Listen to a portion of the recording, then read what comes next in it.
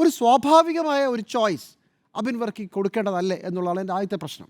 അപ്പോൾ ഇപ്പോൾ കോൺഗ്രസ് നേതാക്കൾ പറഞ്ഞത് അങ്ങനല്ല, കെ എസ് യുക്കാരൻ അത് ക്രിസ്ത്യാനിയാണ്, അതുപോലെ തന്നെ കെ പി സി പ്രസിഡന്റ് ക്രിസ്ത്യാനിയാണ്, അപ്പോൾ പിന്നെ യൂത്ത് കോൺഗ്രസിൻ്റെ പ്രസിഡന്റ് ക്രിസ്ത്യാനി ആയാൽ എങ്ങനെ ഇരിക്കും എന്നൊക്കെയാണ് ചോദിക്കുന്നത്. അസംബന്ധം എന്നുള്ളതാണ് അതിനൊരു ഒറ്റ വാക്കുള്ള മറുപടി. കാരണം യൂത്ത് കോൺഗ്രസ് നിങ്ങൾ വിചാരിക്കുന്ന പോലെ ഏതെങ്കിലും ഒരു സംഘടനയല്ല. അടുത്ത തെരഞ്ഞെടുപ്പിലേക്ക് പോകുമ്പോൾ കേരളത്തിൽ പ്രതിപക്ഷത്തിൻ്റെ മുഖമായി നിന്ന്, പ്രതിപക്ഷത്തിൻ്റെ നാക്കും ശരീരവുമായി നിന്ന് സർക്കാരിനെ വെല്ലുവിളിക്കേണ്ട സംഘടനയാണ്. ആ സംഘടനയിൽ 1,70,000, എനിക്ക് തോന്നുന്നു രാഹുൽ മാങ്കൂട്ടത്തിൽ 2 ലക്ഷത്തിൽ പരം വോട്ടുകൾക്കാണ് ജയിച്ചത്.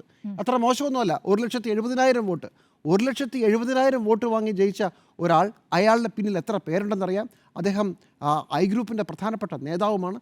അങ്ങനെയുള്ള ഒരാളെ ഡിസ്ക്രെഡിറ്റ് ചെയ്യുകയും അയാളെ കേരളത്തിൽ നിന്ന് തന്നെ കയറ്റി അയക്കുകയും ചെയ്തിട്ട് നിങ്ങൾ യൂത്ത് കോൺഗ്രസ് മര്യാദയ്ക്ക് നടത്തിക്കൊണ്ട് പോകാം എന്നാണോ കരുതുന്നത്? അവിടെയാണ് പ്രശ്നം. അബിൻ വർക്കി എന്ന് പറയുന്നൊരു നേതാവ് അദ്ദേഹത്തിൻ്റെ സ്ഥാനം അടയാളപ്പെടുത്തി കഴിഞ്ഞതാണ്. രാഹുൽ മാങ്കൂട്ടത്തിൽ ജയിച്ചപ്പോഴും രാഹുൽ മാങ്കൂട്ടത്തിൽ പുറത്തു പോയപ്പോഴും. അങ്ങനെ ഒരാളെയാണ് നിങ്ങൾ സംഘടനയിൽ നിന്ന് ഈ കേരളത്തിൽ നിന്ന് തന്നെ പുറത്താക്കാൻ ശ്രമിക്കുന്നത്. അതാണ് അബിൻ വർക്കി എന്ന് വന്ന് കാര്യമായി പറഞ്ഞത്. എനിക്ക് കേരളത്തിൽ നിന്നാൽ മതി, എന്നെ ഇപ്പോൾ അങ്ങോട്ട് കൊണ്ടുപോയി എന്നെ സഹായിക്കരുതെന്നാണ് അബിൻ വർക്കി പറഞ്ഞത്.